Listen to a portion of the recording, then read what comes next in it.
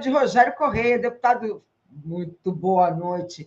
Pois é, parece que a gente está vivendo assim uma coisa mais, não é um ambiente mais diferente, né? Mais tranquilo. Eu não sei se você está sentindo isso também, deputado. Boa noite. Boa noite, André. Olha, lá em BH teve samba com 3.000 pessoas gritando sem anistia, viu? Que Ontem mais maravilha. leve mesmo. Olha, na reunião de pauta nós falávamos sobre essa festa mesmo. Quer dizer, na verdade, final de semana, né, o Brasil estava em festa. E aí muitas pessoas até brincavam, porque colocavam o vídeo do Nicolas Ferreira falando: julguem Bolsonaro e vocês vão ver o Brasil parar. E aí, logo em seguida, viu todas as festas, né? Deputado, seja bem-vindo. Eu queria primeiro passar para você trazer um pouco desse resumo desse julgamento, como é que você viu esse julgamento como um todo. Acho que a própria fala do Fux é importante a gente tocar, porque eu acho que, de alguma maneira, foi um voto com rancor, mas acho que com rancor, inclusive, daquilo que foi desmascarado, que foi a Lava Jato também, e ele foi um juiz que, de alguma forma, né, estava ali, ligado à Lava Jato. Eu não sei como é que você viu. Seja muito bem-vindo. Obrigado, André. Olha, foi realmente uma vitória muito grande da democracia no Brasil. E no momento em que a gente sofre ameaças dos Estados Unidos, de Trump, da extrema-direita norte-americana, com a presença, inclusive, do filho do presidente Bolsonaro articulando essas ameaças. Então, foi também uma vitória da soberania, né? O Supremo também teve essa marca. Nós não vamos nos render às pressões externas. Então, foi uma vitória da democracia, uma vitória da soberania. Por isso, eu acho que ela foi ainda mais saborosa, vamos dizer assim, e a festança maior do ponto de vista de festejar, não a prisão de Bolsonaro, que é uma figura menor, mas de festejar a derrota de um processo autoritário, uma ameaça que vem do exterior, e, ao mesmo tempo, festejar também a vitória da democracia e da soberania. Eu acho que o julgamento, o voto, eu assisti tudo de lá de dentro, viu? Tive esse privilégio. Só não vi o voto da Carmen Lúcia, que eu estava na CPMI do INSS. Mas os outros votos eu assisti lá de dentro do STF. Eu acho que o voto do Alexandre de Moraes foi um voto muito bem articulado e muito consistente. Ele pegou uma data e uma trajetória para explicar o que foi o processo do voto. Nós fizemos isso também na CPMI, nós pegamos aquela data de 7 de setembro de 2021 até 8 de janeiro. O ministro Alexandre pegou um pouco antes de junho de 2021 até também o 8 de janeiro. Ou seja, foi feita uma análise histórica de como que eles buscaram, durante todo esse período, impedir o processo eleitoral e tentar ganhar uma parte da sociedade e depois as Forças Armadas para que eles pudessem impor um governo autoritário no Brasil. Esse governo seria com Bolsonaro, e isto ainda durante o próprio governo Bolsonaro, mas através de um estado de sítio, que foi aquele 7 de setembro de 2021, onde depois, não conseguindo isso, ele foi para a Avenida Paulista e o Alexandre de Moraes colocou esse vídeo dentro do Supremo, para que todo mundo lembrasse, e disse que não acatava a ordem do Supremo, que o Alexandre de Moraes era um canalha e que acabou dali para lá. E foi o que ele tentou, ele foi tentando desmoralizar as urnas eletrônicas, o processo democrático, o resto a gente conhece, né? E foi escalando, Andréia, a violência do processo golpista. Ele só ia ampliando o patamar de violência possível para se fazer o golpe. Bomba em aeroporto, quebra-quebra no dia 12 da diplomação do presidente Lula, pessoal em frente aos quartéis pedindo intervenção das Forças Armadas, ocupação de rodovia, quebra-quebra. Polícia também, né, na diplomação do Lula, não teve? Não foi? Não botaram tentativa fogo de invasão da Polícia Federal e quebra-quebra de ônibus, né? Enfim, eles foram aumentando o grau de violência, chegando até a hipótese onde eles chegaram a articular uma possibilidade de morte do presidente, do vice e do ministro Alexandre de Moraes. Então, o voto do do ministro Alexandre foi um voto histórico. Ele pegou os fatos dentro do contexto político. O voto do Fux foi o contrário. Ele retirou da história os acontecimentos. E aí ele anulou o direito também. Ele fez uma análise positivista de fatos e não uma análise real, factual, que leva em consideração o momento que você vive, a história e o enredo que existe, né? Não, ele pegou fatos isolados. Esse aqui não tem uma prova contundente, ali também não tem. E como se não houvesse história, não houvesse contexto dentro do processo. Por isso foi muito criticado entre os próprios juristas, né? E mesmo estudantes de advocacia, todo mundo estranhou um voto daquele, porque ele no contexto desse, não fazer uma análise histórica, debochar da inteligência do povo. É algo bem bolsonarista, positivista. É como eles fazem, por exemplo, no histórico também de tudo, né? A pandemia não é um processo, nada deles é um processo, é factual. Então, acho que o voto dele foi imprestável do ponto de vista jurídico, porque não vai, do ponto de vista prático, não vai interferir em nada, e do ponto de vista jurídico, um vexame, eu acho. Foi horrível, né? Deputado, me fala uma coisa, a gente trouxe esse título hoje porque é a notícia. O STF já se prepara até o final do ano julgar Eduardo Bolsonaro. Como a situação dele está na Câmara? E aí eu já passo para você também, para a gente tentar entender a anistia. Porque parece que o negócio está indo... Eu não sei se é uma impressão minha, mas parece que eles estão querendo já... Olha, Bolsonaro já foi, vamos preparar aqui o nosso terreno. Ou é impressão? Não, não é impressão, não. Só que com tudo que vem do Centrão, tem o outro lado que precisa ser visto, né? E parece que o caso da anistia, eles já estão vendo que 63% da população é contra, não quer, inclusive, redução de pena, e que, portanto, o Centrão, se amarrar essa pauta da extrema-direita, vai ser um prejuízo muito grande para eles, e eles não vão se salvar. Eles vão para o inferno junto com a extrema-direita, vamos dizer assim. Então, eles já querem ver o que tem aí para ser colocado, vamos dizer, no lugar disso. E eu acho que eles vão insistir com as prerrogativas, viu? Vamos ver que as prerrogativas eles querem. Eles já começam a dizer que tem muita intromissão do Supremo, que... isso aí é o... movimento. Mas eu acho que o Centrão, André, já entra agora num debate, porque, veja bem, a anistia é muito desgastante para ele. É uma briga inócua, é uma pauta natimorta, uma pauta que já não tem viabilidade. Nem o Senado vai aprovar e nem o Supremo vai deixar. Eles sabem disso. E o então, tempo também abraçado com a pauta da extrema-direita, para quê? O Centrão, nesse caso, é prático. Não, e então, acho que o tempo também, né? Porque ano que vem já é eleição. O tempo que se leva para isso, né? E, de alguma forma, um desgaste maior e preparar o ano que vem, que é a eleição, né? Exato. Eles teriam, imaginam, eles baterem anistia agora. Tem que enfrentar a maioria da população que é contra. Uhum. Aprovar aqui regime de urgência. Depois aprovar um projeto. O projeto vai para o Senado. Dificilmente isso vai à pauta. Aliás, não vai. Davi Alcolumbre já disse que não coloca, e nem o senador Otto Alencar, que é presidente da CCJ. Então, se fizesse um movimento assim enorme e fosse aprovado, que eu não aposto, lá ainda teria o veto do presidente Lula. Teriam que derrubar o veto. Imagina, ficar discutindo essa pauta de anistia com desgaste para o Centrão e para todo mundo deles. Eu acho que eles já desistiram dessa pauta. Agora, o que eles entram, então, com a questão das prerrogativas. Segundo eles, retomar a prerrogativa que os deputados e senadores perderam. Essa prerrogativa, quando eles começaram a discutir, estava completamente radicalizada e eu acho que impossível também de ter apoio popular, que seria impedir qualquer parlamentar de ser sequer investigado. Para ser investigado, teria que ter um aval da Câmara de Deputados ou do Senado. Aí não tem condições.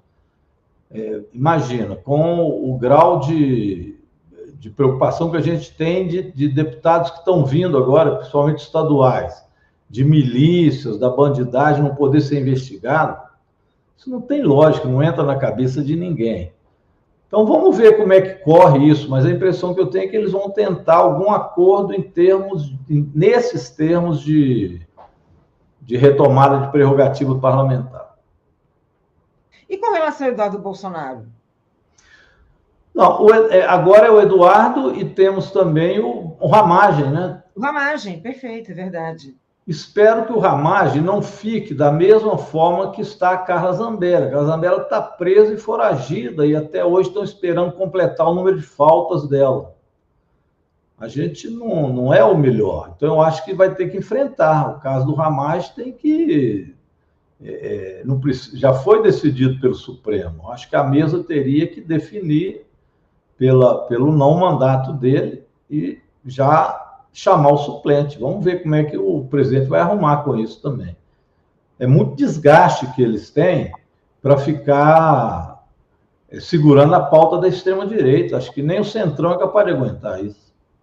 Perfeito. O Júlio César Beraldi tem uma pergunta. Deputado Rogério, essa anistia light do Alcolumbre no Senado pode, em último momento, colocarem, né, como uma emenda uma jabuticaba para anistiar Bolsonaro? Olha, a do Alcolumbre, ele fala em redução de pena, segundo ele, seria redução de pena para o que estão chamando de peixe pequeno, não entraria os peixes grandes. E não seria anistia, sim, mexer na lei de redução de pena. Então tem que saber também o que significa isso. Mas ele tem dito que anistia de jeito nenhum.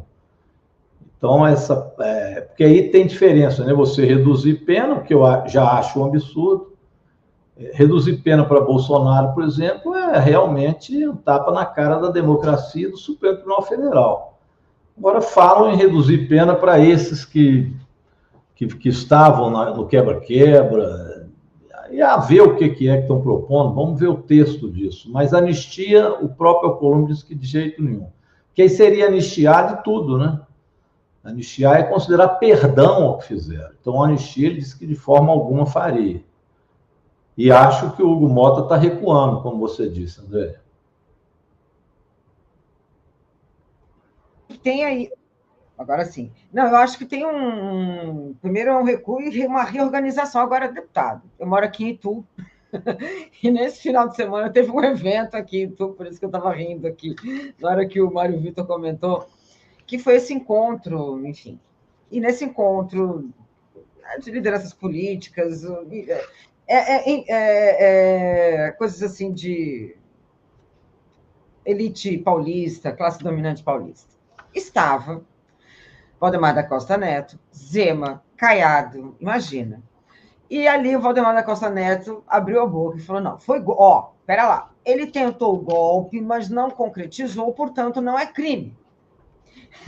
E aí eu faço um parênteses, gente, olha só, o que aconteceu em Itu não se resume à cidade, venham conhecer a cidade é linda, cidade histórica, vale a pena. Mas agora passando, deputado, como que a gente entende um PL, um presidente de um partido, que compõe, né, uma lógica que a base dele tem que ser democracia para eleger seus deputados e senadores, e ele faz um argumento absurdo desse, né? Quer dizer, olha, tentou, mas isso não seria um crime. Passo para você. Isso ele valeria também para a tentativa de assassinato do presidente da República? Planejaram, mas não fizeram, então não é crime? É um argumento um argumento terrível, né? E pior é que os bolsonaristas não gostaram do que ele falou e ele retirou o que disse. Aí ele tentou emendar e fez pior. Fez esse caso da morte, a mesma coisa de tentar matar e não concretizar. Aí piorou mais ainda o argumento dele.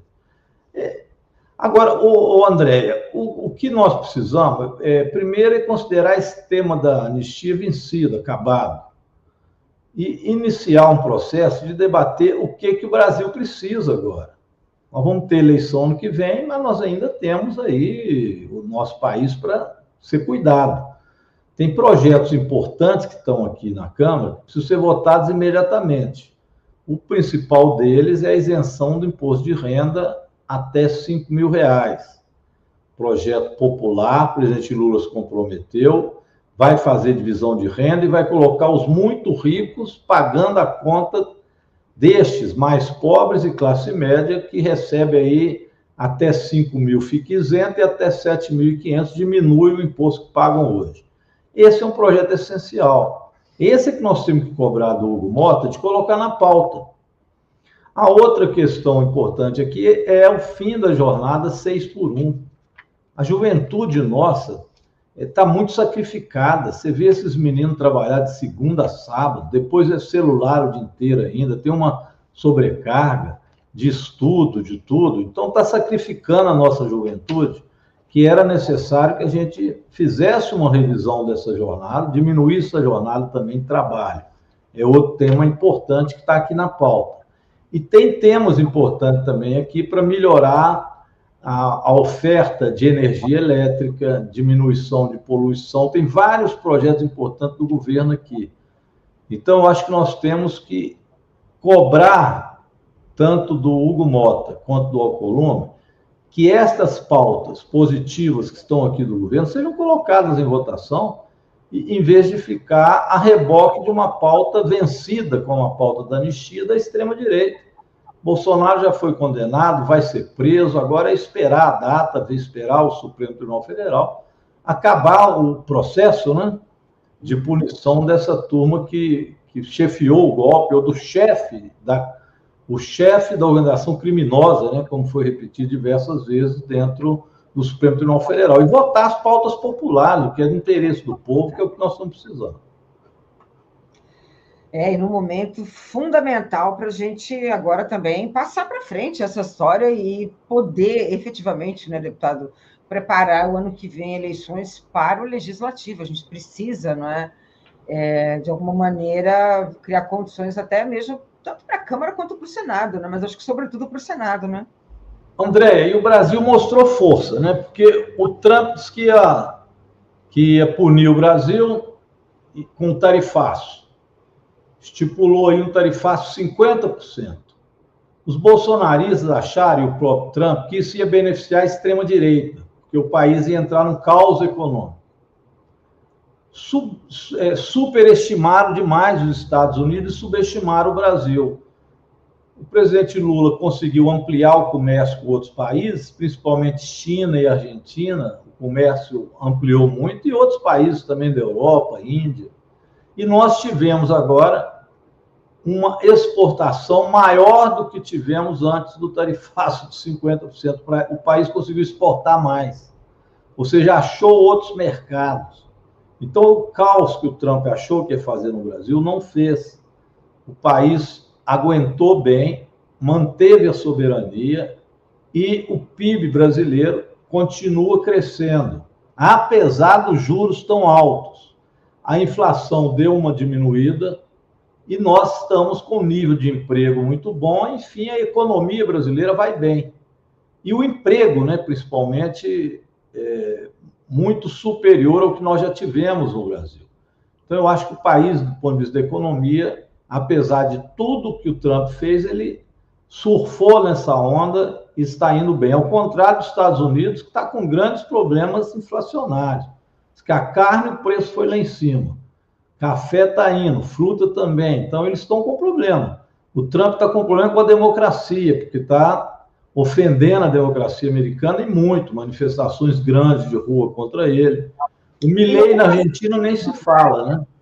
Não, e aquela ocupação em estados democráticos, quer dizer, trazendo ali uma estabilidade, né, e uma lógica ali de que ele vai ali resolver questões de ordem pública, que, na verdade, ele acaba incitando, né, deputado? Tem um sinistro nesse jogo político. E aqui, nós, do ponto de vista da economia, eles não conseguiram afetar como acharam. Do ponto de vista da democracia, também acharam que a gente ia simplesmente dar uma banana para o Supremo com medo de lei magnífica. E não aconteceu isso. Agora estão falando em outras retaliações, vamos ver. Até agora o Eduardo Bolsonaro falou até em Forças Armadas norte-americanas. Imagina, em pleno século XXI, se alguém acredita. Eles falaram que iam fazer isso na Venezuela, mandaram lá uns navios e retornaram. Não é assim mais. Então, olha, eu acho que o Império Americano mostrou enfraquecimento nesse período. E nós mostramos muita garra, muita vontade de manter a soberania.